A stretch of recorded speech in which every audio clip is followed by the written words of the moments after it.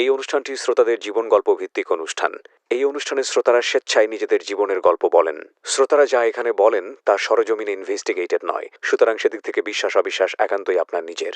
সম্পূর্ণ বিনোদনমূলক এই অনুষ্ঠানটি আমাদের ব্যক্তিজীবনে কখনো কখনো শিক্ষণীয় ভূমিকা রাখে। এই অনুষ্ঠানে যারা আসেন স্বেচ্ছায় অংশগ্রহণ করেন। এই অনুষ্ঠানে কনফেস করবার পরে কিংবা জীবন গল্প বলবার পরে তার ব্যক্তি ও সামাজিক জীবনে কোনো বিরূপ প্রভাব পড়লে সেটার জন্য রেডিও কর্তৃপক্ষ দায়ী নয়। জীবন গল্প, জীবন গল্প, জীবন নাটকের চেয়েও নাটকীয়।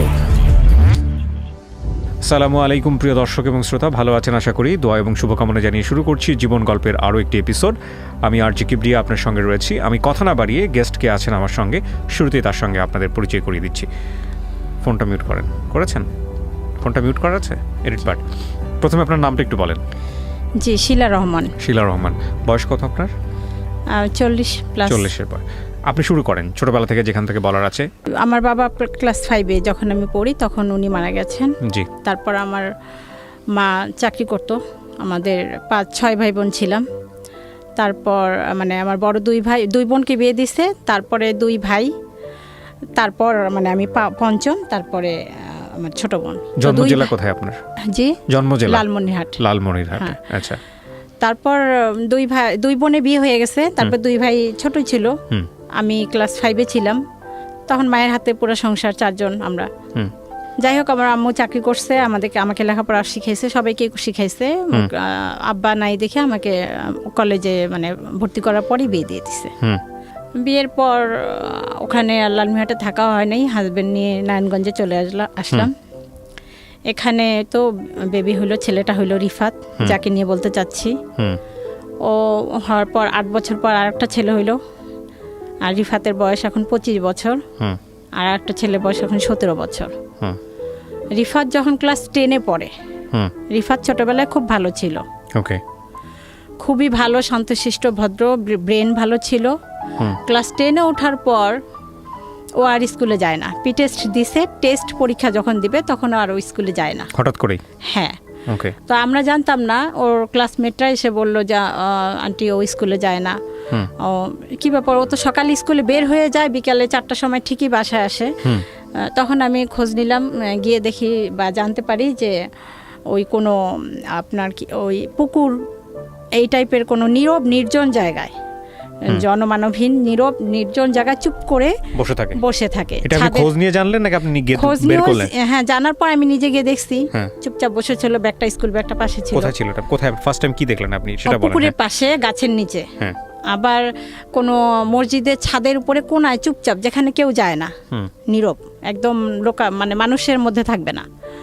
তারপরে বাসায় আনার পর কোনো বাড়ির ছাদে, 5তলা বা 6তলা এরকম ছাদে, তারপরে নিয়ে আসলাম যে কি ব্যাপার, না আমার স্কুল ভালো লাগে না, আমি স্কুলে যাব না। ওর কথাবার্তা, ও কোনো মানুষ আসলে ঘরের মধ্যে ও কারোর সাথে কথা বলবে না, মুখটাকে আড়াল করে রাখবে। তো আর একটা আমার বই ছিল মৃত্যুর পরে কিয়ামতের আগে, এই বইটা খুব পড়তো। আর কেউ আসলে ওই বইটা দিয়ে মুখটা ঢেকে রাখতো। নামাজ কালাম পড়া শুরু করলো হঠাৎ করেই। তারপর এখন আশেপাশে সবাই বললো জিন ধরছে, পড়িতে আসক্ত, এরকম কিছু। তারপর ওই এলাকার যত দূর যেখানে বলছে, কবিরাজ, আলেম, মসজিদের হুজুর, ইমাম সাহেব, যে যেখানে বলছে সব জায়গায়। ঠিক আছে। হ্যাঁ। তারপরে আর ও তখন থেকে ওর সন্দেহটা শুরু হয়েছে। ওই আমরা যেমন একটা হুজুর নিয়ে আসি, দেখাই যে না এটা, ওই বলে যে এই হুজুরটা ভালো না, ওই হুজুরটার কাছে চলো। ওইটা জিদ, ওই দিকে ওর মানে ওই যে সন্দেহটা ওখান থেকে শুরু। ওটাই ওর মনে করতেছে ওইটাই ঠিক হবে। তারপর আবার সেখানে যাই। আবার এরকম টিভিতে যদি দেখে বা রেডিওতে কোথাও শুনে যে টিভিতে এরকমের অ্যাড থাকতো যে চট্টগ্রামের হুজুর বা ওই যে 7তলা এরকম হুজুর থাকে, কিস্তিতে ইয়া করে, ওগুলো দেখে ওইটার জন্য অস্থির, মানে বাসায় ওইটা নিয়ে আমাদের সাথে হইচই করতো। ওইটা একরকমের জিদ হয়ে গেছে ওর, আবদার বা বায়নাগুলো মিটানো। ওইটা একরকমের, ওটা না করলেই বাসার মধ্যে অশান্তি সৃষ্টি করতো, বকাবকি করতো, গালাগালি করতো। তারপর ওইরকমই করার পর দেখি যে না, আমার কাছে মনে হলো যে এটা তো ওর শরীর সব কিছু ঠিক আছে, অথচ এরকম বলতেছে। আমি আবার হুমায়ুন আহমেদের বই পড়তাম, সাইকোলজি। তখন আমার কাছে কেন যেন মনে হলো এটা কোনো মনের রোগ হইতে পারে, এরকম কিছু। তারপর ওই যে চট্টগ্রামের কোনো হুজুর টিভিতে যদি অ্যাড দেখে যে অমুক হুজুরের কাছে বা ওইরকম কোনো ইয়ার কাছে গেলে ভালো হবে, ওইটার জন্যই বায়না করতো, প্রচুর বায়না করতো। তারপরে ওকে আমরা নিয়ে আসলাম যে না, ঢাকা পপুলার নিউরোলজি ডাক্তার দেখাইলাম। আচ্ছা। ওখানে দেখানোর পর উনি যে মেডিসিনগুলো দিল, তারপর ওগুলি 2-3 দিন খাওয়ার পর ওর মানে একটা সাইড এফেক্ট থাকে, যেটা আগে বুঝতাম না, এখন বুঝি। বমি টমি করতো, গ্যাসটা হতো, এরকম অজ্ঞান হয়ে পড়ে থাকতো, খুব প্রচুর বমি টমি করতো, আর শরীর এত মানে উইক দেখা যায় তো এতটাই।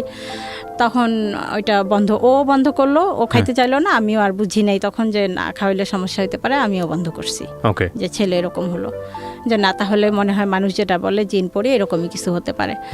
তারপর আবার ওই আর একটা বায়না করলো কি যে ওর মুসলমানি করানো হয় না। আমরা ছোটবেলায় যে মুসলমানিটা করছি, এটা এক ধরনের ওর মানে সন্দেহ, যেটাও সন্দেহ করবে ওইটাকেই। হ্যাঁ, আপনাদের ছোটবেলায় যেটা হয়েছে সেটা ওর মনে করতেছে ঠিক নাই, ও মনে করতেছে যে ও যেটা মনে করবে ওটাকেই সঠিক মনে করে, যে সেটা ওর পরের বিষয়। আপু কি বললো ঠিক নাই? হ্যাঁ, হয়নি, আবার নতুন করে করতে হবে। আচ্ছা। তো বুঝাইলো, বুঝে না, ঠিক আছে কোথায় করবা? তখন একটা ফার্মেসির লোককে দেখাই দিল, সেই লোকের কাছে ওর বাবা নিয়ে গেল। ওই লোক ওই দিন বিকালে ছিল না। তখন আর আব্বু বললো এই লোকটা নাই, তাহলে আরেকটা ফার্মেসির দোকান পাশে আসছে, ওনাকে দেখাই। তো ওনাকে দেখাইছো, উনি বলছে ঠিক আছে কালকে নিয়ে আসেন, 1000 টাকা লাগবে। ঠিক আছে, এটা আরও 7-8 বছর আগের ঘটনা। তারপর ও পরের দিন রাত্রে ও আসছে, ও সকালে ওর আব্বু ডিউটিতে যাবে 8টার সময়, ও বকতেছে ওর আব্বুকে, বাজে বাজে বকা দিতেছে, যেগুলো কখনো করে নাই। হ্যাঁ, যে তুই আমাকে নিয়ে গেলি না, মানে যত রকমের রাব ভাষায় বলা যায়, যেগুলো উচ্চারণ করা আমার পক্ষে সম্ভব না। তো ওর আব্বু বলতেছে আমি তো নিয়ে গেলাম, সেই লোক ছিল না, আমি কি করব বলো? এই কথা বলার সাথে সাথে ও উঠে ওর আব্বুকে মানে গেট দিয়ে বের হয়েছে, এরকম বের হয়েছে, একটা ঘুষি দিছে। হ্যাঁ, যেটা কখনো এর আগে করে নাই। 7-8 বছর আগের গল্প, 10 বছর আগে বলতে গেলে। হঠাৎ করে ঘুষি দিছে, খুবই ভালো ছিল, হঠাৎ করে এরকম ঘুষি, আর ওর ঘুষির আওয়াজটা এমন হয়েছিল 3 তলা থেকে সবাই চলে আসছে। ওরে বাবা, এত বৃষ্টি আওয়াজ হয়েছিল, এত মানে মনে হয়েছিল যে ওর সাথে 10 জন মানুষ ওর সাথে পারবে না। মানে চেহারা দেখার পরে ওর সামনে যে ওকে এসে আটকাবে এই সাহসটা কারো হয় নাই। সবাই দূরে থেকে দেখতেছে, এমন একটা ভাবমূর্তি ওর ভিতরে চলে আসছে। কেউ সবাই দূরে আছে, আমরা বলতেছি যে আপনারা ধরেন না কেন, ধরেন। ওর আব্বুকে মারার চেষ্টা করতেছে। তখন আমি কি করছি, ও এইদিকে তাকায় আছে, ওইদিকে ওর আব্বুর সামনে, আমি পিছন থেকে মনে হলো যে যাই হোক আমি একটা লাঠি দিয়ে ওর মাথায় আঘাত করি, না লোকে থামানো যাইতেছে না, মানে আরো মারবে এরকম অবস্থা, এরকম একটা ওর আব্বুর সাথে ইয়া করতেছে। তখন আমি পিছন থেকে, ও কিন্তু এইদিকে তাকায় আছে, আমি লাঠি নিয়ে আসছি, ও ওইদিকে ওর আব্বুর সাথে কথা বলার পর মোচড় দিয়ে আমার লাঠিটা নিয়ে আমাকে মারতে আসছে। আচ্ছা, এই জন্য এইসব বিষয়ে মানুষ বলে যে জিনের ইয়া এরকম। আসলে কিছু মানে এমন কিছু মানে বিষয় দেখছি, মানে যেটা আসলে লজিক্যালি হওয়ার কথা না সেটা চলে আসে ওর অ্যাটিটিউডের মধ্যে। আজকের এই গল্পটা খুব সেনসিটিভ একটা গল্প, একটু মনোযোগ দিয়ে শুনবেন শেষ পর্যন্ত, কারণ উনি যেই বিষয়টা নিয়ে এখানে কথা বলছেন, উনি সাফারার এবং ওখান থেকে ওভারকাম করেছেন। তো আমার মনে হয় যে সবার একটু মনোযোগ দিয়ে শোনা উচিত, কারণ সন্তানের যাতে এই রকম সমস্যা হলে বা পরিবারের মেম্বারদের যদি এরকম সমস্যা হয়, আজকের এই গল্পটা থেকে আপনারা অনেক বড় একটা সাজেশন পাবেন। জি, তারপর কি হলো? তারপর ও আমাকে যখন মারতে আসলো, আমি তো ও জানি যে ও একটা মাইর দিলে আমি শেষ, কিভাবে যেন কেউ একজন এসে ধরে আটকাইতে পারছে তখন ওকে, ওর আব্বুই মনে হয় আসছে সাহস করে। তারপর আমি চিন্তা করলাম যে না, এ সম্ভবত গাঁজা টাজা খাইছে, নাইলে এরকম উত্তেজিত হবে কেন, এরকম কোনো নেশা টেশা করছে, চলো আমরা একে পুলিশে দিয়ে আসি। তারপর আমরা ওকে নিয়ে থানায় গেলাম, মানে ও ছিল ও ছিল ওর আব্বু সহ থানায় গেলাম। ওনারা বললো যে থানায় যে যাচ্ছেন, ও কি জানতো যে আমাকে থানায় নিয়ে যাওয়া হচ্ছে? হ্যাঁ, জানতো। আচ্ছা, তা ও কি বলতেছিল? ও কিছুই না, ওর কোনো ভয় ভীতি, কোনো ফিলিংস, কোনো আবেগ কিচ্ছু নাই। আচ্ছা, একটা রোবট। তারপরে থানায় গেলাম, ওরা মানে কেউ একজন বাসার পাশে বললো যে এভাবে যদি আপনারা বলেন নিবে না, আপনাদেরকে বলতে হবে ও মানে আসক্ত এবং একটা কোনো কিছু ওর পকেটে রেখে দিতে হবে, এরকম কিছু।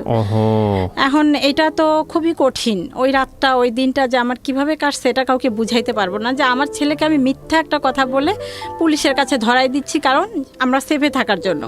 কিন্তু কোনো একটা মা মিথ্যে কথা বলতেছি যে ও জিনিসটা কি একটা নেশা জাতীয় একটা ওষুধও নিয়ে আসছে ওর আব্বু, যে ওইটা বিছানা রাখবে, পুলিশকে বলবে যে ওইটা খায়।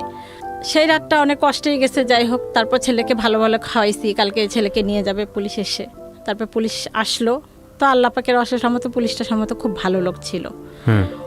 আমি পুলিশ আসার পরে আমি বাইরে গিয়ে, মানে আমার ছেলে মনে হয় মারা গেছে এরকম, আমি ডেকে নিয়ে আসছি, আমি কান্নাকাটি করতেছি বাইরে। তো তো পুলিশ এটা শুনছে হয়তো বা, তখন ওর মাকে ডেকে নিয়ে আসেন, আমাকে নিয়ে আসছে, কি ব্যাপার আপনি আপনি নেই নিজে গেলেন আবার আপনি কান্নাকাটি করতেছেন। তখন আমি বলে ফেলছি যে স্যার ওর তো এটা জানি না এরকম। তখন উনি বলল যে এরকম ওর তো মানসিক সমস্যা, এটা হইতে পারে, আপনারা ডাক্তার দেখান। উনি আমাদেরকে পাঠাই দিল, মানে উনি নিল না, অ্যারেস্ট করলো না। উনি নিজে ওই মুহূর্তে আমার ছেলেকে বললো যে আপনি নিয়ে যান হাসপাতালে। তখন আমি পিজি হাসপাতালে নিয়ে আসলাম। পিজি হাসপাতালে নিয়ে আসার পর ওখানে ওরা ভর্তি করতে বললো। এর আগ পর্যন্ত ডাক্তার কবিরাজ সমস্ত, এর আগ পর্যন্ত শুধু কবিরাজের কাছে, শুধু নিউরোলজি ডাক্তার দেখাইছি। হ্যাঁ, তখন ওইটা অনেক আগে, তারও 1-1.5 বছর আগে। তারপরে মেডিকেলে নিয়ে আসলাম। মেডিকেলে নিয়ে আসার পর ওখানে ওরা 10 দিনের জন্য ভর্তি রাখলো এবং ডাক্তার আমাকে তখন ওরা জানাইলো যে আপনার ছেলের একটা রোগ, এই রোগের নাম সিজোফ্রেনিয়া, মানসিক রোগ, প্যারানয়েড সিজোফ্রেনিয়া। Paranoid schizophrenia. কত বছর আগে এটা জানলেন? জানলেও আমি তখনও বুঝি নাই যে এটা একটা রোগ। আমার কাছে ভাত পানির মতোই মনে হয়েছে, জ্বর কাশি এরকমই মনে হয়েছে। এবং আপনার কাছে মনে হচ্ছে, আপনি তখনও বিশ্বাস করেছেন যে এটা এই রোগ? বুঝি নাই যে এটা এত জটিল একটা কঠিন রোগ না, কিন্তু আপনি যখন আপনাকে বললো যে সিজোফ্রেনিয়া, তখন কি আপনি এটা বিশ্বাস করেছেন যে না এটা সত্যি সিজোফ্রেনিয়া, নাকি আপনি তখনও কবিরাজি? সিজোফ্রেনিয়া সম্পর্কেই তখন আমি জানি না। আমি জানি এটা জ্বরের মতো, কিন্তু আপনার দেখেন দুটো বিষয় এখানে। একটা হচ্ছে যে আমাদের সমাজে এরকম কোনো কিছু হলে প্রাথমিক পর্যায়ে যেটা মানুষ মনে করে জিন ভূতের কোনো ব্যাপার। না, আমি বুঝতে পারছি এটা একটা মানে রোগ, এটা মনে হয়েছিল। এটা আপনি অ্যাকসেপ্ট করেছেন? এটা আমি বুঝে গেছি। এইটা আমি কেন বারবার জোর দিয়ে জিজ্ঞেস করতেছি, এই অ্যাকসেপ্ট করার ব্যাপারটা খুব ইম্পর্টেন্ট। কারণটা হচ্ছে বিষয়টা কিন্তু যন্ত্রণা, যন্ত্রের একটা সমস্যা হলে না, আমি যদি বলি ধরেন আপনার হাতে একটা মেশিন আছে, মেশিনের কোনো একটা পার্টস নষ্ট হয়ে গেছে, আপনি যাবেন পাঁচটা লাগাবে, সঙ্গে সঙ্গে সার্ভিস দেওয়া শুরু করবে। মানুষের কিন্তু এরকম না।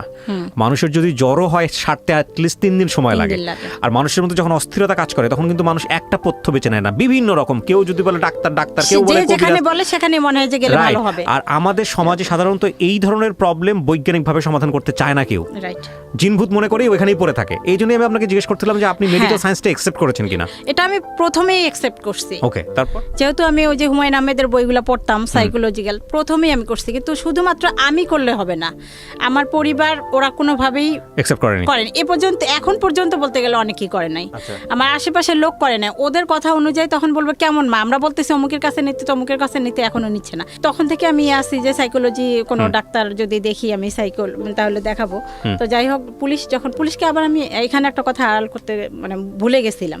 পুলিশকে আমি পাশে বারান্দা দিয়ে চুপ করে ডেকে বলছিলাম যে স্যার ওর না এরকম না, ওর মানসিক রোগ আছে। ওর আব্বুর আড়ালে, ওর আব্বু তো ওইটাই চাচ্ছে যে ওকে দিবে, অ্যারেস্ট করে নিয়ে যাবে। হ্যাঁ দিবে, ওর আব্বু বুঝে না, এখনো বুঝে না। কিন্তু আমি যেহেতু বুঝছি, আমি ওনাকে চুপ করে জানলা দিয়ে ডেকে বলছিলাম, ওর আব্বু ঘরে ছিল। তখন উনি বল ঠিক আছে আপনি ভিতরে আসেন। আসার পরে উনি তারপরে এই যে পাঠাইলো ওর আব্বুর কাছে বলে। তারপর খাওয়া দাওয়া ঘুম এগুলোর মধ্যে কোনো দেখছিলেন ওই সময়টাতে? ঘুম ছিল না, ওই সময়টাতে ঘুমাইতো না, কোনো ঘুম ছিল না। সারা রাত বাইরে যাইতো, ছাদের উপরে চুপ করে বসে থাকতো। আপনার পুকুরে মানে একটা বিল্ডিং এর পিছনে যে নোংরা জায়গাগুলো থাকে, আবর্জনা, মানুষ লোকে ইউরিন করে ত্যাগ করে, ওই রকম জঘন্য জায়গার মধ্যে এভাবে হেলান দিয়ে এভাবে পড়ে থাকতো। রোদ আসতো, বৃষ্টি হয়তো মানে কোনো অনুভূতি ছিল না ওর ভিতরে যে এখন রোদ হচ্ছে, বা সারাদিন না খাইতো না, এরকম করতো। এরকম একটা অবস্থা। ওকে জিজ্ঞেস করেছিলেন যে তুমি কোনো ধরনের কোনো মেয়ের প্রেমে পড়েছো কিনা? সে মেয়ে তোমার কাছে এরকম কিছুই না। জিজ্ঞেস করেছিলেন আপনারা? হ্যাঁ, বহুবার। আচ্ছা, এরকম কোনো কিছু না। আর এগুলা দেখলে ওইগুলা হলে তো আমরা বুঝতামই, তখন তো ফোন টোন ছিল না। তারপরে ডাক্তার কাছে নিয়ে আসার পর ডাক্তার আমাকে বলল, তখনও বুঝছি যে একটা মানসিক রোগ, এটা সেরে যাবে, কিন্তু এটা যে সিজোফ্রেনিয়া জটিল এটাও বুঝি নাই। তখনও বুঝছি যে ঠিক আছে এটা মানসিক রোগ। তো আনার পর ভালো হইলো, অনেকদিন ভালো থাকলো। তখন বললো যে আমি আর স্কুলে পড়বো না, আমি চাকরি করব। উনি বলতেছিল ও বলতেছে যে আমি চাকরি করব। আচ্ছা, ঠিক আছে চাকরি করো। চাকরিতে জয়েন করার 3-4 মাস পর ওখানেও আবার কোথায় জয়েন করলো? ওই না আমাদের নারায়ণগঞ্জেই একটা গার্মেন্টসে চাকরি করলো। ওখানে 2-3 মাস করলো, করার পর ওখানে আবার ওর ভিতরে যে ও চাপ নিতে পারে না, এটা আমি তখনও বুঝতে পারিনি। কোনো চাপ নিতে চায় না বা চাপ নিতে পারে না, সেই ধৈর্যটা ওর নাই। তখন ও ওখানে চোখ বড় বড় করে আর ছাদের উপরে উঠে, এই সূর্য থাম, এই সূর্য তুই ওঠ, আর তো এই দেখ আমি সূর্যকে খাচ্ছি, আমি সূর্যকে এখন গিলে খাবো, এরকম কথা বলতো। ওই যারা ওর অন্যান্য স্টাফ ছিল ওগুলো দেখে মালিকের কাছে বলার পর ওকে না করে দেয় যে এই ধরনের কেন কথা বলে। ওকে, হ্যাঁ।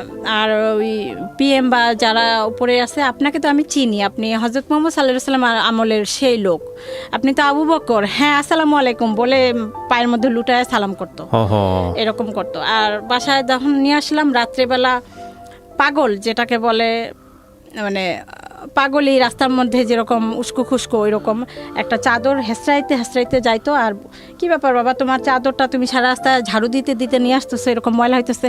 এগুলি পবিত্র মাটি, এগুলি পবিত্র ধুলা, এই জন্য আমি এগুলোর সঙ্গে নিয়ে আসতেছি। এরকম তুমি কে, তুমি কে, তোমাকে তো আমি চিনতেছি না, তুই কে রে? ওর ভাইকে বলতেছে, ওর বাবাকে বলতেছে তুই কে, আমাকে বলতেছে তো ও তোমাকে আমি চিনতে পারতেছি, তুমি আমাকে জন্ম দিছিলা, এই জন্য তুমি সেই হিসাবে তুমি আমার মা, তুমি আমাকে এই পৃথিবী জন্ম না, তুমি আমাকে এই পৃথিবীতে আনছো, এই জন্য তুমি আমার মা। তা তোমাকে আমি ছাড়বো না, চিন্তা করো না, তোমাকে আমি জান্নাতে নিব। ও নিজেকে খুব মানে বিরাট বুজুর্গ বা পীর এরকম কিছু একটা ভাবতো। দেখেন এরকম কথাবার্তা বললে তো মানুষ এমনিতেই মনে করবে যে ওর সাথে জিন আছে। হ্যাঁ, হ্যাঁ। তারপরে আমরা রান্নাঘরে কাজ করতেছি, ও কেউ গেল এমনভাবে আসসালামু আলাইকুম বলে, মানে জিনেরই কণ্ঠ, হুম। এমন একটা মোটা কণ্ঠ, এরকম ভয়ঙ্কর কণ্ঠ শুনে যারা পাশাপাশি আরও থাকি তারা সবাই চলে আসে। সবার জীবনটা অতিষ্ঠ হয়ে গেল না ভিতরে, খুব ভয়ে থাকা, তটস্থ থাকা। আপনাদের ফ্যামিলি মেম্বারদের কি অবস্থা ছিল এই সময়? ফ্যামিলি মেম্বার বলতে আমি তো অল টাইম ওর সাথে, ওর আব্বু তো সকালে যায় রাত্রে আসে 11টা। আর ভাই বোন, আর বাকি ভাই বোনগুলো? ছোট ছেলেটা তখন স্কুলে পড়তো, এই যে এইটা, ওর বাইরের দিকে অত ইয়া নাই, ও এরকমই চুপচাপ।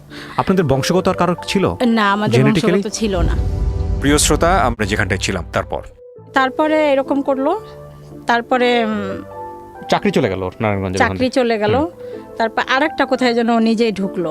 আচ্ছা। ঢুকার পর বলল, তুমি আমাকে বিষ খায় মারতে চাও, ভাতের সাথে বিষ দিছো বা শরবতের সাথে পানির সাথে, এরকম করছিলেন নাকি এরকম? তোমাদের ওইটা তখন করি নাই। বাট আপনি জীবনে এরকম একটা স্টেপে গেছিলেন? এখন করতেছি, কি এখন বল? করতেছি। ওইটা তখন করি নাই, এখন বলবো এটা পরে। তো ভাতের সাথে পানির সাথে বিষ মিশাইতেছো, ওষুধ মিশাইতেছো, ওইগুলা তো তোমার কাছে আমরা থাকবো না, আমি থাকবো না। 1 মাস পরে যখন বেতন পাবে, ওই তার আগের দিন বলতেছে 6 তারিখে বেতন পাবে, 5 তারিখে আমি তোমাদের সাথে থাকবো না, আমি অন্য একটা মহিলার বাসায় ঠিক করছি, ওখানে থাকবো, ওখানে খাবো। তোমরা আমাকে ভাতের সাথে ওষুধ মিশায় মারতে চাইতেছো, তুমি আমার ক্ষতি করতে চাইতেছো। ভাতের সাথে কি ওষুধ মেশাতেন ওই সময়টাতে? মেডিসিন না, দিতেন? তখন মিশাইতাম না। আচ্ছা। তখন ওগুলো বুঝতাম না। আচ্ছা। তো আমাকে ক্ষতি করতে চাইতেছো, আমাকে পানি পড়া খাওয়াইছো, ওই যে কবিরাজ টবিরাজ এসব পানি পড়া খাওয়া। আমরা তখন বলতাম, তোর বাবার কোনো সম্পত্তি আছে নাকি, বা তোর তো কোনো সম্পত্তি নাই, যদি সেই সম্পত্তি থাকতো সেই জন্য আমি হয়তো বা করতাম, কোন কারণে করব বাবা তুমি বলো। বোঝানোর চেষ্টা করতাম, ও কোনো কাউন্সিলিং এর কাজ হতো না। সত্যি যেদিন বেতন পাইছে সেই দিন রাত্রে আর বাসায় আসে নাই। তো সারা রাত তো টেনশনে, আমরা খুঁজে কোথাও পাই না, কোথায় গেল। তো ভাবলাম যে যেহেতু বেতন পাইছে, কালকে অবশ্যই চাকরিতে যাবে, চাকরির স্থলে গেলাম। গার্মেন্টসে কাজ করতো? গার্মেন্টসে চলে গেলাম। গার্মেন্টসে আমি গেলাম, গেটের দারোয়ানের সাথে অনুরোধ করে বললাম যে ও আসবে, আমাকে একটু এখানে বসতে দেন। ওনারা আমাকে বসতে বললো। তারপর ছেলে আসলো, আর আমি ওর আব্বুকে জানা রাখলাম, তুমি কিছু লোকজন নিয়ে আসবা, ওকে ধরে নিয়ে বাসা যাইতে হবে। তারপর যে ওর আব্বু লোকজন নিয়ে ওকে ধরে নিয়ে বাসায় আসলো। বাসায় আসার পর ওই যে টাকাটা নিয়ে নিলাম আমরা, কারণ টাকাটা থাকলেই তো আরও এদিক ওদিক গিয়ে নষ্ট করবে। নিয়ে নিলাম, সেইটাই হচ্ছে বড় অপরাধ। কেন টাকা নিলাম? ওই 6,000 না, ওর কাছে 6 লাখ টাকা, ওটা এখনো বলে কেন টাকা নিচ্ছ। আচ্ছা। তো সেই জন্য 2-3 দিন পর এলাকার একটা গুন্ডা টাইপের কবির নামে এক লোক, আমার নামটা ঠিক মনে নেই, কবির নামটাই দিলাম। তো ওটাকে গুন্ডাই বলে এলাকার মধ্যে সবাই। জি। ওনার কাছে গিয়ে বিচার দিচ্ছে যে অমুক, আমার হাজব্যান্ডের নাম, মানে ওর আব্বুর নাম এবং আমার নাম ধরে বলছে যে ওরা আমার টাকা নিচ্ছে। আচ্ছা। তখন ওরা কারা, ওদেরকে তুমি কিভাবে চেনো? ওদের বাসায় আমি থাকি। তারপরে সেই লোক ওর আব্বুকে ডাক দিছে। ওই লোক যেই জায়গায় থাকতো, একটা মাঠের উপর 3 তলা একটা ছাদের উপরে, আমরা যেটা এলাকায় শুনতাম যে উনি গাঁজা টাজা মদ এই টাইপের কিছু খায়, এবং ওই মাঠ দিয়ে যদি মানে এলাকার মানুষের ভাষা অনুযায়ী যেটা শুনতাম যে কোনো মেয়ে ওই রাস্তা দিয়ে গেলে উনি তাকে ধরে, বা কোনো মানে কোনো লোক মোবাইল টোবাইল নিয়ে গেলে ছিনতাই করে, এই টাইপের কিছু শুনতাম। ওই লোক ওর আব্বুকে ডাক দিল রাত্রে 11টার সময় যে আমার এখানে আসো। ওই 3 তলা, ওই নির্জন মাঠের এক কোনো ওই বিল্ডিংটা, ওখানে 3 তলার আব্বুকে নিয়ে গেছে। যে তুই এই ছেলের টাকা নিছিস কেন, এরকম একটা ধমক টমক দিছে, মারবে এরকম কিছু। তোর আব্বু বলে, এই তো আমার ছেলে টাকা আমি নেব না, আর ওর একটু সমস্যা আছে, এখন ওকে টাকা দিলেও থাকবে না, বা চলে যাবে, কোনো একটা নষ্ট করবে, বা গাঁজা টাজা কিছু খাইতে পারে। তখন আমাদের ধারণা ছিল গাঁজা টাজা কিছু খায়, এরকম কিছু। তো এই জন্য আমাদের সাথে রাফ বিহেভ করে, এরকম কিছু। তারপরে সেই লোক বললো, তোমার ছেলে কি প্রমাণ আছে? এখন আপনি বলেন যে তারপরে উনি বললো যে ওর মার কাছে যান। তখন উনি বললো যে ঠিক আছে আমি আসতেছি, পরের দিন আপনারা যান। তারপরে উনি পরের দিন আমার কাছে আসলো। আচ্ছা, সেই লোক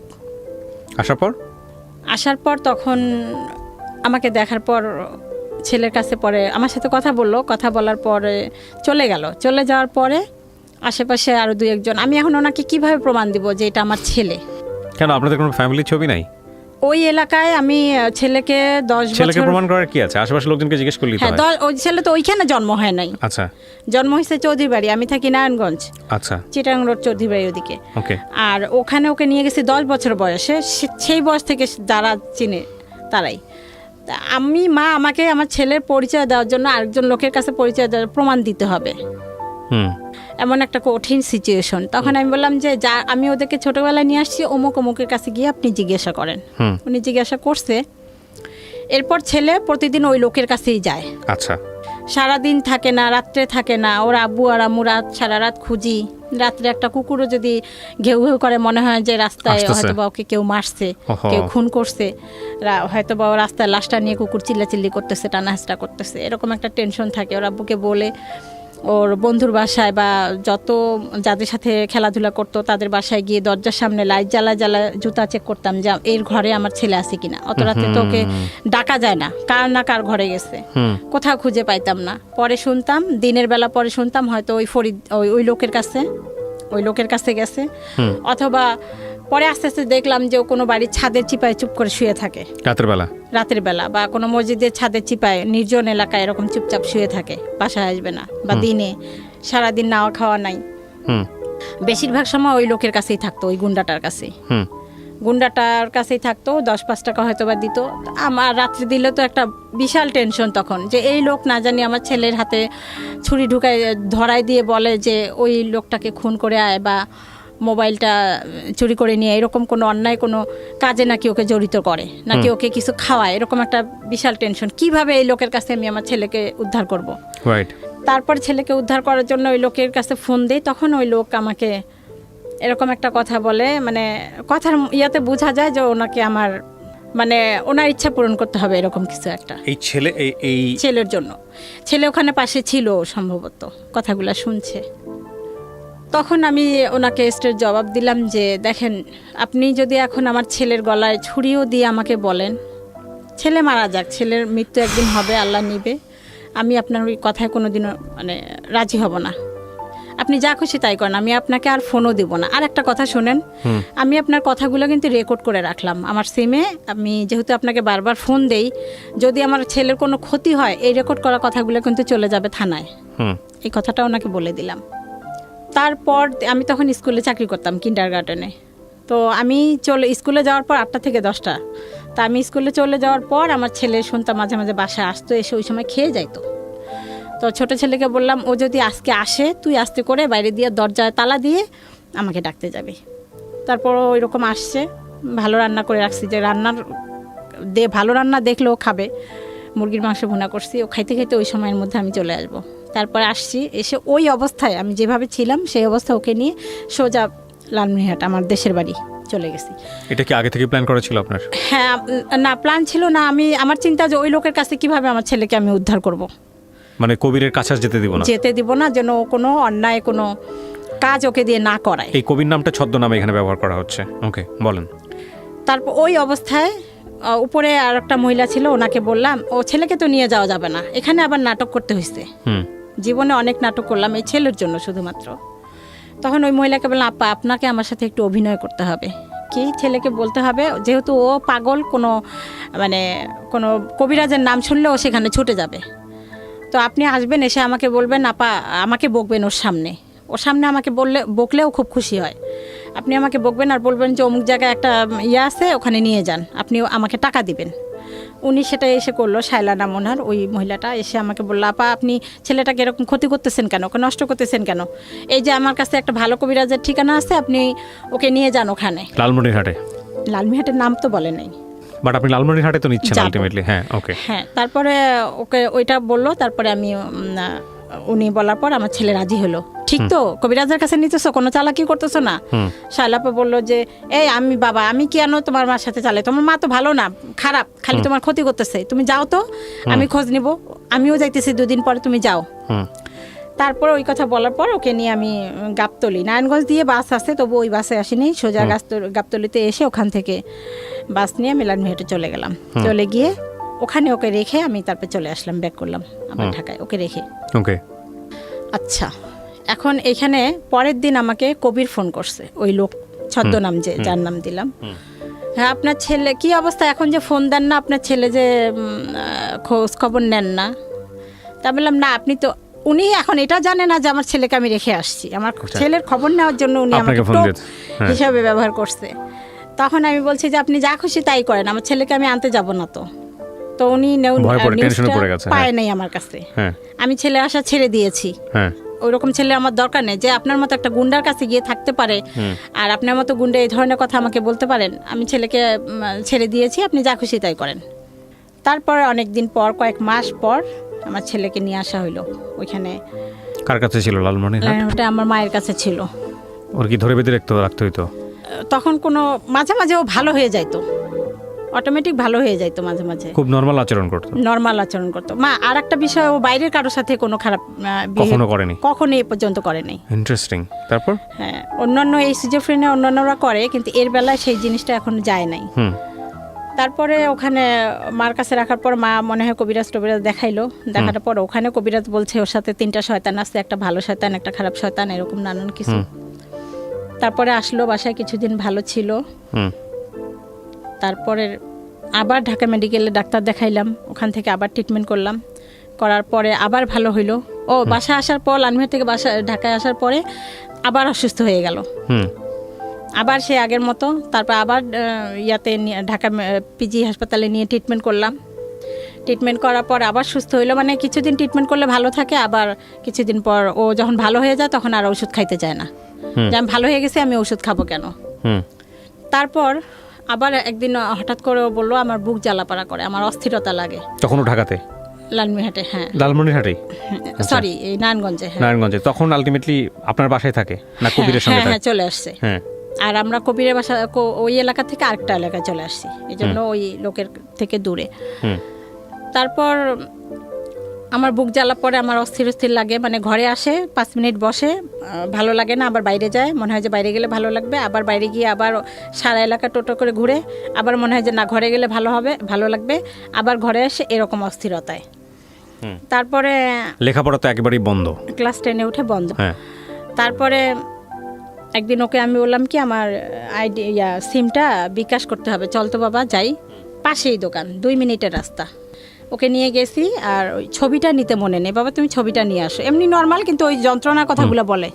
আমি বিভিন্ন রকমের ফার্মেসি থেকে ফাইল টাইল এটা সেটা আইনা খাওয়াই, যে গ্যাস্ট্রিকের কারণে হইতে পারে, এরকম গ্যাস্ট্রিকের ফাইল বা গ্যাস্ট্রিকের ওষুধ আইনা খাওয়াইতেছি, কোনো কমতেছে না, এরকম সবসময় বলতেছে আমার কেন জানি বুকে জ্বালা পড়া লাগে। তো ও এরকম বলতেছে যে বুক জ্বালা পড়া করে, অস্থিরতা লাগে, এর মধ্যেই চলাফেরা করতেছে, খাচ্ছে, ঘুমাচ্ছে। তো আমি তো ওই যে ডাক্তার ফার্মেসি থেকে ওষুধ এনে খাওয়াচ্ছি, যে বুক জ্বালা পড়া করে কিসের। তারপরে একবার হাসপাতালেও নিয়ে গেলাম ডাক্তারের কাছে, যে এটা ফিজিক্যালি কোনো সমস্যা হইতে পারে। সেখান থেকেও গ্যাস্ট্রিক ওষুধ দিল, পেট ব্যথার ওষুধ দিল, কিছু হচ্ছে না। ওই নর্মালভাবেই চলাফেরা করে, কিন্তু ওই কথাগুলো বলে আমার ভালো লাগে না, অস্থির লাগে, আমার কেমন জানি লাগে, অস্থির। তারপরে আমি ওকে নিয়ে যখন সিমের দোকানে গেলাম, ও বলল যে ছবি লাগবে, ছবি নিতে বাসায় আসছে। আসার পরে ও গোসল করেই 3 তলায় ছাদের উপর উঠে লাফ দিছে সুইসাইড করার জন্য। লাফ দিয়ে দিয়েছে? বুঝলেন কিভাবে আপনারা? আমি তো দোকানে, আশেপাশের লোকেরা বুঝছে, তারা চলে আসছে, আর আমি দেখলাম যে ছেলে এখন আসতেছে না কেন, তখন আমি বাসায় আসার জন্য পা বাড়াইছি। তারপর তখন কেউ একজন ছুটে গিয়ে আমাকে রাস্তাতেই বললো যে ও 3 তলা থেকে লাফ দিছে। 3 তলা থেকে লাফ দেওয়া কত কিছু হইতে পারে। এক্স্যাক্টলি। আপনি কি করলেন? আমি গিয়ে আর কোনো সুযোগ পাইনি। খবরটা পাওয়ার পরে আপনি কি দেখলেন? আপনি কি করছেন? আপনার চোখে কি দেখছেন ওটা বলেন। আমি গিয়ে দেখি ওকে লোকজন ধরে তুলছে, ও এইভাবে দাঁড়ানো আছে, ওর এই থুতনিটা ফেটে গেছে, রক্ত। তখন আমি কান্না করি নাই, যে আমি যদি এখন কান্না করি, আমার ছেলে এখন কেউ নাই, কে যাবে, কে ট্রিটমেন্ট করবে। আমি কান্নাটা কেমন যেন, আল্লাহ পাকে আমার ভিতরে মানে একটা শক্তি বা সাহস দিচ্ছে। দেখি কেউ একজন বেবি ট্যাক্সি নিয়ে আসছে, আমি ওকে সহ উঠলাম। আমার সাথে যাওয়ার মতো কেউ ছিল না ওই সময়। রুমে সম্ভবত 3,000 টাকা ছিল, ওইটা নিয়ে পপুলারে চলে গেলাম।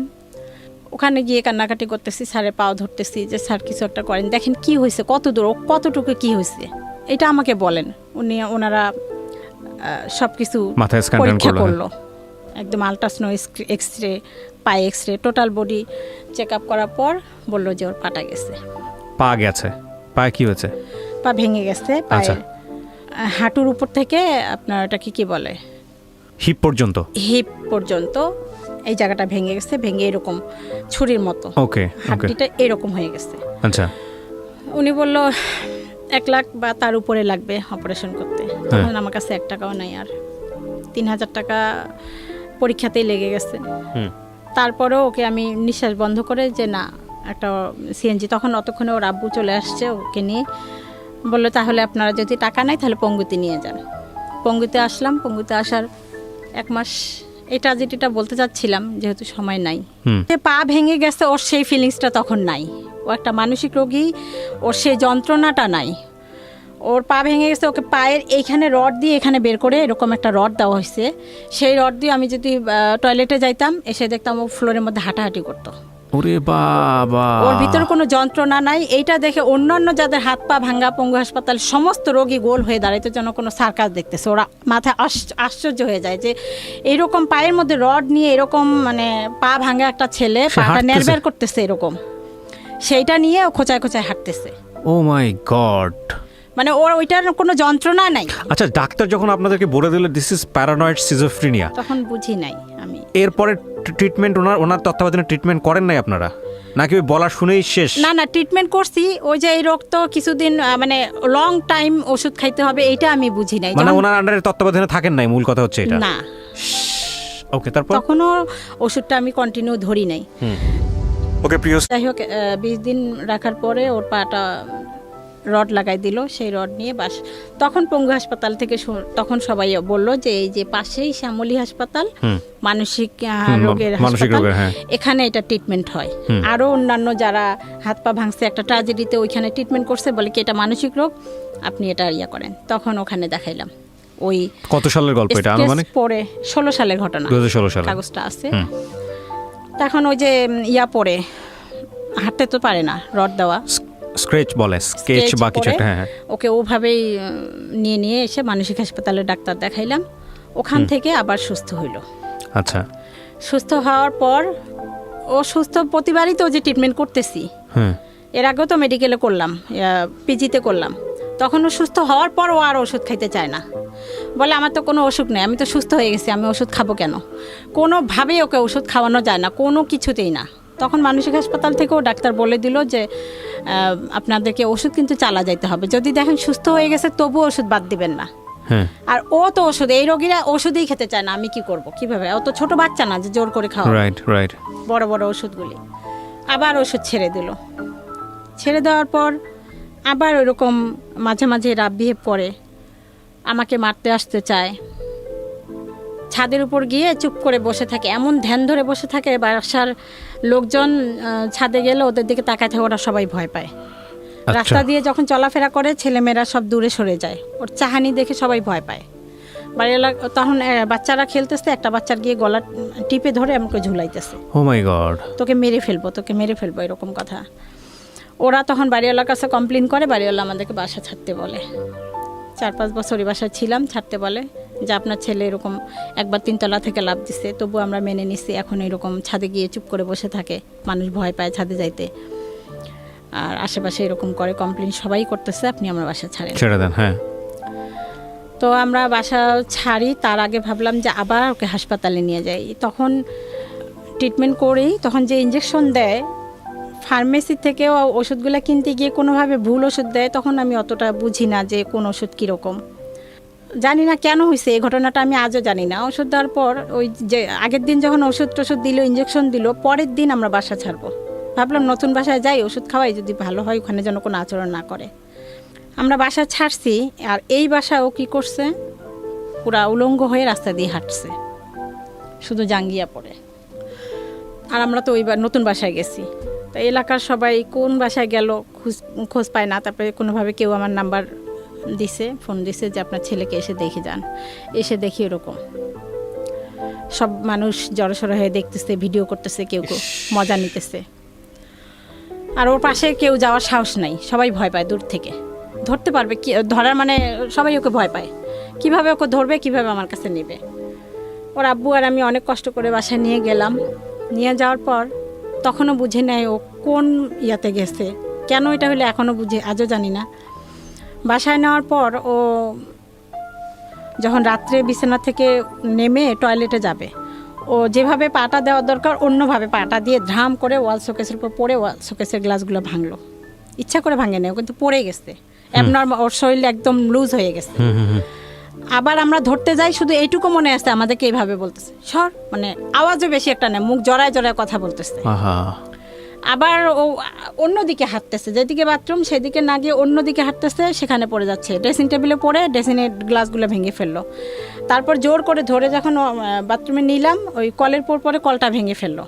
তারপর নিয়ে আসলাম, তখন বললাম যে ও তো খাইতে দিলাম, ও খাওয়া এখানে ভাত, ও অন্য জায়গায় হাত দিচ্ছে। তখন মনে হলো মানে ওর ব্যালেন্সটা নাই, ছেলের চোখগুলাই চলে গেছে, এরকম মনে হচ্ছিল।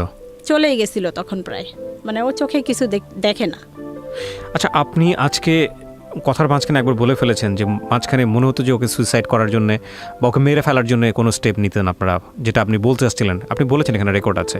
এটা আর মাথা নাড়ালে হবে না, তাহলে ব্যাখ্যা করতে হবে ঘটনাটা কি। হ্যাঁ, আমি যেটা বলছিলাম, ও যখন বলতো যে তোমরা আমাকে বিষ খায় মারার চেষ্টা করতেছো, সেই বিষটা কি, আচ্ছা, সেইটা ও যেটা সন্দেহ করছে সেই সন্দেহটা এখনো আছে, সেটা এখন করতেছি, সেটা বিষ না, সেটা ঔষধ। আচ্ছা আচ্ছা, সেটা আপনি ব্যাখ্যা করতে চাচ্ছিলেন। হ্যাঁ। তো এরকম হতো, সহ্য তো মানুষের একটা শেষ আছে। আমার নিজেরও একটা বাচ্চা আছে, আমি জানি যে এক্সট্রিম লেভেলে করলে ওর মা মাঝে মাঝে দু একটা চল লাগাই দেয়। হ্যাঁ, এবং প্রথম দিকে আমি একদমই ওটা সাপোর্ট করতাম না, কিন্তু মাঝে মাঝে মনে হয় যে আচরণ শেখার জন্য কিছুটা প্রহার প্রয়োজন আছে, নইলে একদম এক্সট্রিম লেভেলে চলে যায়, ওয়াইল্ড হয়ে যায়। কিন্তু আপনি কি কখনো গায়ে হাত তুলতেন এই যখন এরকম আচরণ করতো? সেই ইয়াটাই ছিল না, ওকে ধমকও দেওয়া যাইতো না, ও 4টা ধমক দিত। মানে নিতে পারতেন, মানে ও যদি কিছু করবেন আমরা যে করবো সেই সাহসটাও আমাদের ছিল না। ওর এমন ভাবমূর্তি হইছে, যে মানুষ মৃত্যুর পরোয়া করে না, তাকে আপনি শাসন করে কি করবেন? হ্যাঁ, কথাটা এখানেই। একদিন আমি, এই তুই এই কাজটা করলি কেন, এখানে একটা থাপ্পড় দিছি। হ্যাঁ, ও আমাকে সাথে সাথে এখানে একটা থাপ্পড় দিছে, আমার কানটা এখনো ফাটা, ভিতরে পড়া ফুটে গেছে। মানে সাধারণ কথার মধ্যেই, কেন তুই আমার গায়ে হাত তুললি, আমি তখন বুঝি না যে ওই রকম এক্সট্রিম লেভেলে চলে গেছে। যাই হোক, তারপরে কি হলো? সেই রাত্রে তারপরে অবস্থা, তখন আমি দেখলাম যে ও চোখেও দেখে না, ওর মধ্যে কোনো ব্যালেন্স নাই। ওকে তখন ওকে আমরা বাঁধার চেষ্টা করলাম। ওর আব্বু আর ছেলে ঘুমাই গেল, একবারের মধ্যে ওর আব্বু আর ছেলে ঘুমাই গেছে। তখন ও আমাকে ওকে আমি বুঝাইতেছি, দোয়া টোয়া পড়তেছি, তখন ও আমাকে বলতেছে, আমার পায়ের কাছে বসে বলতেছে, আম্মু।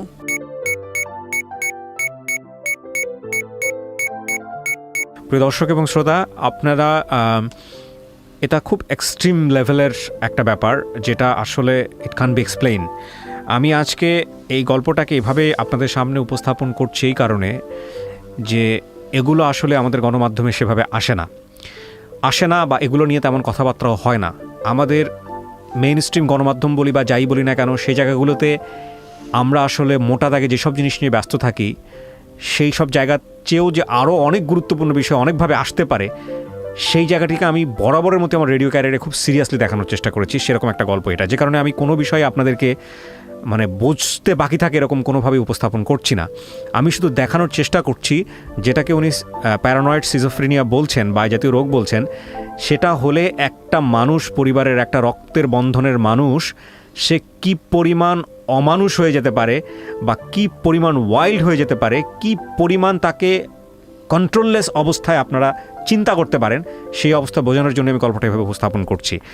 এতে করে কেন ভেবে উপস্থাপন করছি সেটার একটা ব্যাখ্যা আমি এখনই দিয়ে রাখছি, যাতে করে আপনার পরিবারে যদি কেউ এরকম হয় ইনিশিয়াল স্টেজে, আপনারা যাতে প্রপার ট্রিটমেন্ট নিতে পারেন, বা যদি এরকম স্টেজে চলেও যায়, কিভাবে আপনি কিওর করবেন, তাকে কিওর করার জন্য আপনাকে কি পরিমাণ ধৈর্য, শক্তি, সাহস নিয়ে লড়াই করতে হবে, যে লড়াই কোনো অর্থেই যুদ্ধক্ষেত্রে লড়াইয়ের চেয়ে কম শক্তি সম্পন্ন না, সেরকম একটা লড়াইয়ের সাহস যেন আপনি আজকের এই গল্প থেকে পেতে পারেন।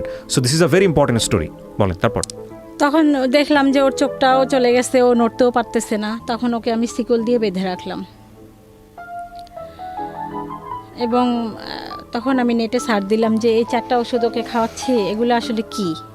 তখন আমি নেট ইউজ করা শুরু করছি মাত্র, তার আগে এতদিন করি নেই। ওর ওই রোগের কারণে ওই যে পা ভাঙলো, ও তখন আমি নেটে মানে সবাই রক্ত আমি পাচ্ছিলাম না, ওর পা যখন ভাঙলো কেউ রক্ত কোথাও পাচ্ছিলাম না। অন্য অন্য বেডে সবাই দেখি ফেসবুকে ছাড়তেছে রক্ত দিচ্ছে, তখন আমার হলো যে না, আমিও ফেসবুক ইউজ করবো, এরকম সমস্যায় পড়লে যেন রক্তটা করতে পারি। তারপর আমি নেটে সার্চ দিয়ে দেখলাম যে একটা ওষুধ আসতো, ওইটা যদি বেশি খাওয়ানো হয়ে যায় তাহলে চোখের জ্যোতি চলে যেতে পারে, সেই রকম হতে মানে দুর্বল হয়ে যায়, কোনো শক্তি থাকে না শরীরের। ওকে। তো দেখলাম সেই ওষুধটা ও দিনে 4 বার করে খাচ্ছে, ও নিজেই খাচ্ছে, ও তো আমাদের কথার মধ্যে থাকে না, ও নিজেই ঘর করে খাচ্ছে।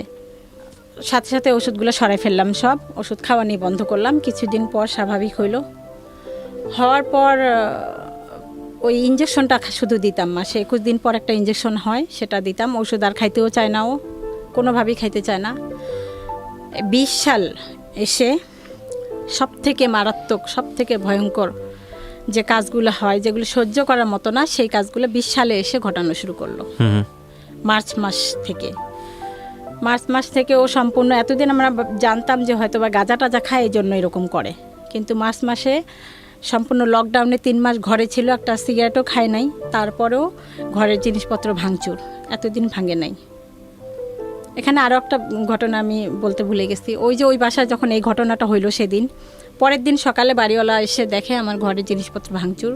তখন উনি ভাবলো যে নিশ্চয় ছেলেটা ভালো না, এই যে অসুখ এটা বুঝে নেই, আবার শিকলে বাঁধা, আপনি আজকে এই বাসা ছেড়ে চলে যান, আপনি কেন আসছেন, বা ছেলের এই রোগ আছে আপনি কেন গোপন করছেন, আপনার ছেলে তো গাঁজা টাজা খায়, আজকে এই মুহূর্তে বাসা ছেড়ে চলে যান।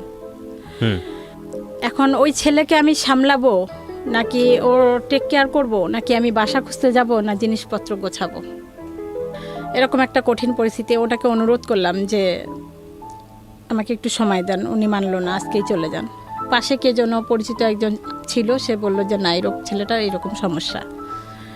ও তারপর 2-3 দিন পর যেটা হয়েছে, ও রুমে থাকতে চায় না, শিকল খুলে দেওয়া হলো যখন একটু স্বাভাবিক হইলো, কিন্তু একটু ভালো হয়, কিছুক্ষণ পর আবার অ্যাবনর্মাল হয়ে যায়।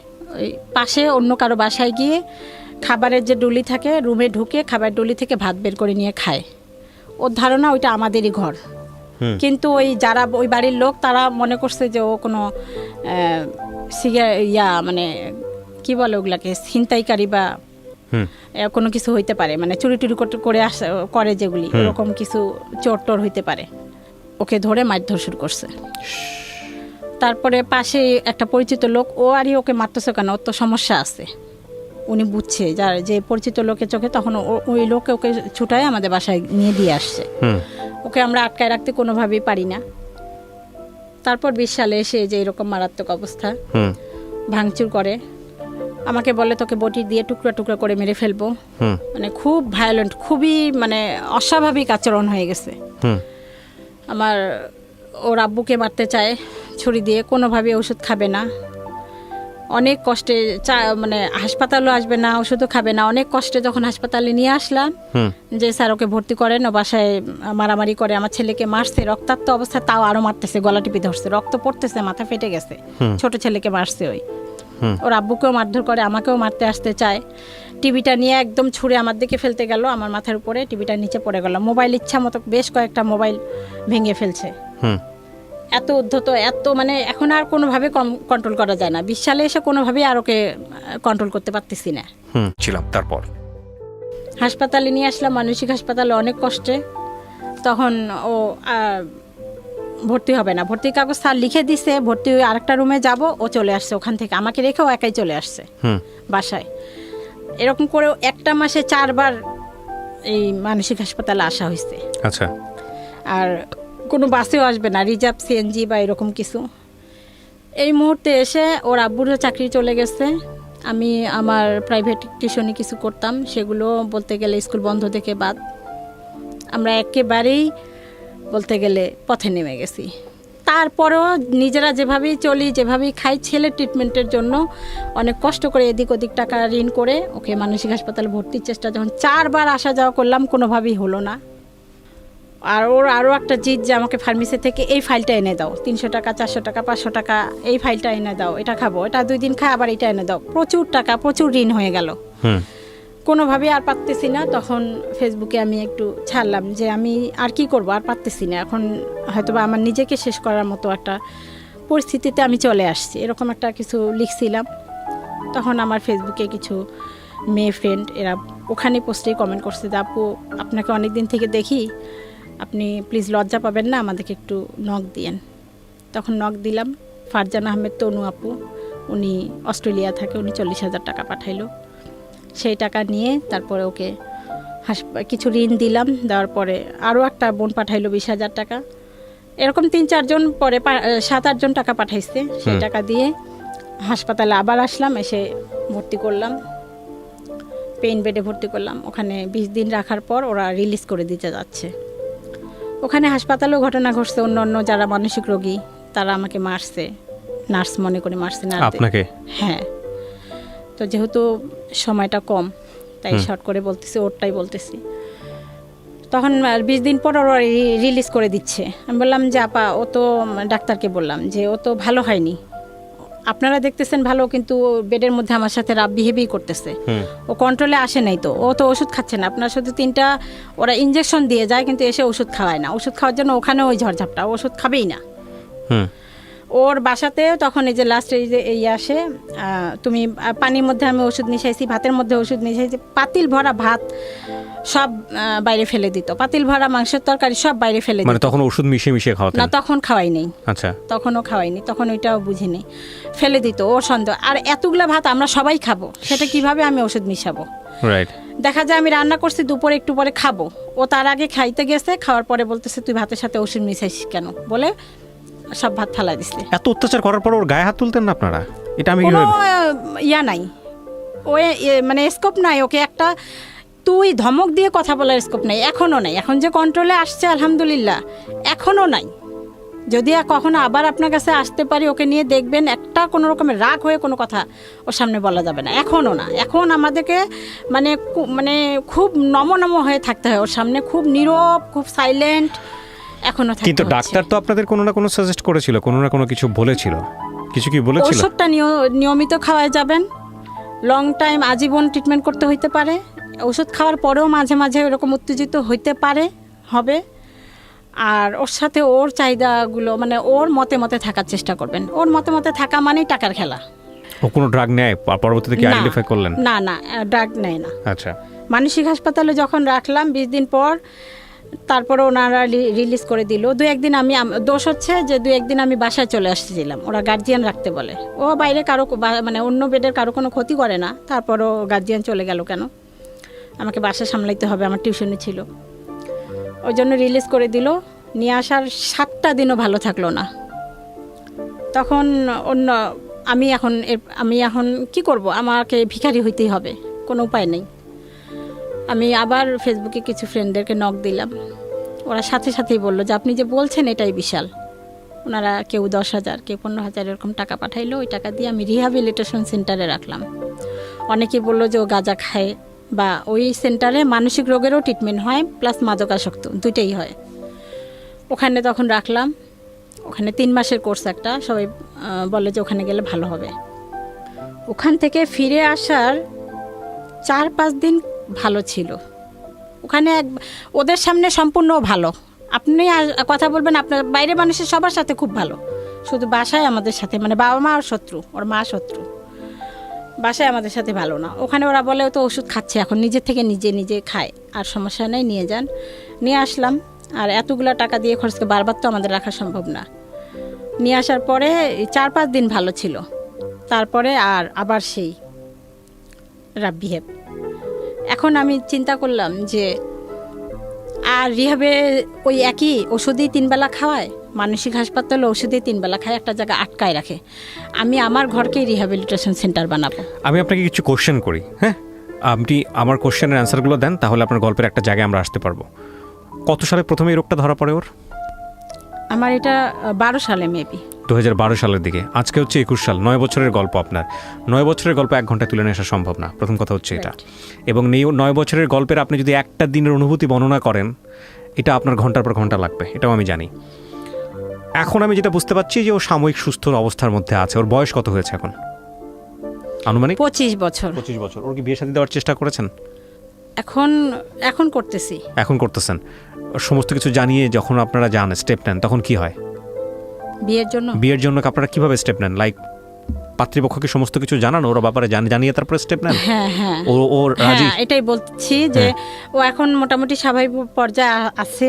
তো আমি এমন একটা মেয়ে চাই যে মেয়েটা খেতে পারে না, এরকম যেই ঘটক তাকে বলছি যে এমন একটা অসহায় মেয়ে আমাকে এনে দেন যে এসে যদি অনেক মেয়ে আছে যারা খেতেই পারে না পরিবারে, মা বাবা বা অন্য জায়গায় বিয়েটি হয়ে গেছে, মানুষের বাসায় কাজ করে খাইতেছে, এরকম অনাথ নিয়ে আসেন বা লেখাপড়া জানে না, আমি তাকে বাংলাটা শিখাবো, আরবিটা শিখাবো, তৈরি করে নেব আমার মতো। অন্ততপক্ষে যেন এটা ওর জন্য সোয়াব হয়, ওর জন্য ভালো হয়, আমার সোয়াব হবে। আমি তো আছি, আমার তো একটা মেয়ে নাই, মেয়েও লাগে। কিন্তু এখানে কথা হচ্ছে যে এরকম ফ্যামিলিতেও গেছে, তারাও নেয় না। আপনি সেটা বললেন, বাট আমি জানি না আপনার এই উদ্দেশ্যের জায়গাটা, আমি জানি না আল্লাহ কার কপালে কি লিখে রেখেছেন, বাট আমি মনে করি এইভাবে চিন্তা না করে বরং অ্যাকসেপ্টেন্সের জায়গা থেকে নর্মালি ট্রাই করা উচিত। আপনার মনে হতে পারে যে একটা মেয়ে যে আসলে অনেক বেশি ঠেকা অনেক দিক থেকে, সে অন্তত এরকম একটা ছেলেকে মেনে নেবে, বিষয়টা এরকম না। বিষয়টা আসলেই এরকম না, বরং আপনি ফাইন্ড আউট করেন এরকম পরিবার, যে পরিবারে অন্তত এই রোগটা সম্পর্কে জানে বা যারা অন্তত কোনো না কোনো স্টেজে সাফার করে গেছে, তারা রিলাই করতে পারবে। তো আমি নিঃসন্দেহে এটা একটা ভয়ঙ্কর রকমের যুদ্ধ। আমি গল্পের শেষে এসে কী মন্তব্য করবো আমি খুঁজে পাচ্ছি না। তবে কেউ যদি আপনাদের এই গল্প শুনে আপনার সঙ্গে কন্ট্যাক্ট করতে চায়, আপনি যদি তাকে অ্যাকসেপ্ট করেন, তাহলে লিবারেলি আমরা যেটা বলেছি অনুষ্ঠানের শুরুতে, আমরা সেই কাজটা করব, আমরা যোগাযোগ করিয়ে দিব। আর আমি আপনার সমস্ত কিছু এখানে পরিচয় গোপন রেখে, সমস্ত কিছু গোপন রেখে আমি এখানে উপস্থাপন করেছি। আমি চাই না কোনোভাবে আপনার সামাজিকতা ক্ষতিগ্রস্ত হোক। এবং মা হিসেবে আপনি যে কথাগুলো এখানে বলেছেন আপনার সন্তানকে নিয়ে, সেটা প্রশ্নাতীতভাবেই আমরা বিশ্বাস করব, কারণ মা তো মাই। বাকিটুকু আপনি জানেন কতটুকু সত্য কতটুকু মিথ্যা। তবে আপনি যে ব্যাপারটা বলেছেন যে প্যারানয়েড সিজোফ্রেনিয়া, এটা যদি কেউ গুগলে সার্চ করে, ইউটিউবে সার্চ করে, তাহলে খুব ভালো করে ধারণা পাবে যে আসলে কি হয় এটা হলে। তো প্রিয় দর্শক এবং শ্রোতা, গল্পটা খুব অল্পতেই আমরা শেষ করছি। আপনারা কেউই হতাশ হবেন না, সারা জীবন জুড়েই আপনাদেরকে ট্রাই করতে হবে, এবং এই ট্রাইয়ের জায়গাটা যেন কখনোই আপনারা ছেড়ে না দেন, যদি সত্যিই মনে করেন এই মানুষটা আপনার জীবনের জন্য খুব গুরুত্বপূর্ণ। কিছু বলার আছে শেষে আপনার? আমি এটাই বলবো যে এই রোগ যদি কেউ বুঝতে পারে কোনোভাবে যে তাদের পরিবারে কারো মানসিক সমস্যা আছে, তারা কোনোভাবেই যেন ট্রিটমেন্টটা ছেড়ে না দেয়। এটা সকলের কাছে অনুরোধ করেন, মানসিক যতক্ষণ ডাক্তার না বলবে ততক্ষণ যেন ছেড়ে না দেয়, কোনোভাবেই না। যত ওষুধ খাওয়ার পর যত সাইড এফেক্ট হোক, সেইটারও আবার ওষুধ আছে, ওগুলি সব খাওয়া। আর একটা হচ্ছে যে এই রোগীদের এই যে এখন মারতে চায়, খুন করতে চায়, ওষুধ একটা বেলা না খাইলে পরের বেলা আবার অশান্তি সৃষ্টি করে, আর এই ওষুধগুলো খাওয়াইতে আমার অনেক কষ্ট হয়। শিকল দিয়ে বেঁধে রেখে ওকে খাওয়াচ্ছি। এখন বাসায় আমি রিহ্যাবিলিটেশন সেন্টারের মতো করে নিছি, আশেপাশের লোকজনকে ডেকে ওকে শিকল দিয়ে বাঁধি, ও খায়, তারপর যখন নিস্তেজ হয়ে যায় তারপর শিকল খুলে দেই, এভাবে খাওয়াচ্ছি। কখনো এখন যেটা করতেছি ভাতের সাথে কখনো দিচ্ছি, ও বলতেছে এতদিন বলেই আসছে, এখনও বলতেছে, তবু আমি দিচ্ছি, দিয়ে ওষুধের সাথে, স্যালাইনের সাথে, বিভিন্ন কিছুর সাথে দিয়ে ওর ওষুধটা কভার করতেছি। বিধায় আলহামদুলিল্লাহ এখন অনেক মানে ভায়োলেন্ট ভাবটা কমে গেছে। তো বাকি যে নর্মাল যে আচরণগুলা, আমাকে বকাঝকা করা, আমাকে মানে খুন করতে চায়, আমাকে বকা দেয়, গালাগালি করে, এগুলি কন্টিনিউয়াসলি। তো আপনি তো ওর সাথে থাকতেছেন অ্যাটাচমেন্টের জায়গাটা। যেহেতু এই রোগের কোনো মানে এই মানসিক রোগের কোনো পুনর্বাসন কেন্দ্র বাংলাদেশে নাই, শুধু দুইটা হাসপাতাল, একটা মানসিক হাসপাতাল শ্যামলীতে আর একটা পাবনায়। শ্যামলীতে তো গার্জিয়ান থাকতে হবে, পাবনায় থাকবে না। পাবনায় দিও কি, আমি আমার আশেপাশে যাদের কাছে শুনলাম, ওরা পাবনা থেকে রিটার্ন এসে আজীবন ট্রিটমেন্ট করতেই হয়, আর ওরা ওষুধেই খাবে না। তাই সরকারের কাছে, মাননীয় প্রধানমন্ত্রীর কাছে আমার আকুল আবেদন, অনুরোধ যে এই ধরনের রোগীদের বাসস্থানের জন্য যেন একটা পুনর্বাসন কেন্দ্রের ব্যবস্থা করে। তাহলে আমার মতো এরকম অনেক মানে পরিবার আছে, তারা একটু স্বস্তি পাবে। কেউই চায় না যে পাকা রাস্তার মাঝখানে দাঁড়ায় থাকতে, যে এইখানে বাস আসতে পারে, ট্রাক আসতে পারে, সবসময় একটা আতঙ্কের মধ্যে থাকতে হয় ওকে নিয়ে, কখনো কোন কাজটা করে বসবে। একটু সময় বের করে আজকে আপনার কাছে আসছি, এর মধ্যে বারবার ফোন দিচ্ছি এবং ও ফোন দিচ্ছে, এটা আমার ভিতরে অনেক একটা টেনশন, না জানি কি করতেছে। আজকে ডাবল ওষুধ খাওয়াই আসছি এই জন্য, যেন কোনো কিছু না করে। ওকে প্রিয় দর্শক এবং শ্রোতা, শেষ হয়ে হলো না শেষ। অদ্ভুত এক গল্প। এই গল্প হয়তো আজকে রাতে অনেকেরই ঘুম কেড়ে নেবে, তবে আমরা দোয়া করি কারো পরিবারেই যেন এরকম না হয়। যদি হয়েই যায় তবে মনে রাখবেন, জীবন একটা যুদ্ধক্ষেত্র। আমৃত্যু সেই যুদ্ধ আমাদের করে যেতে হয় এবং কখনোই যেন আমরা নিজের জায়গাটা থেকে নিজেকে সেই জায়গাটায় কম্প্রোমাইজ না করি। কারণ নিজে ভালো থাকা মানেই ভালো থাকা নয়, ভালো থাকতে হলে চারপাশের মানুষদেরকে নিয়েই ভালো থাকতে হবে, অন্তত পরিবার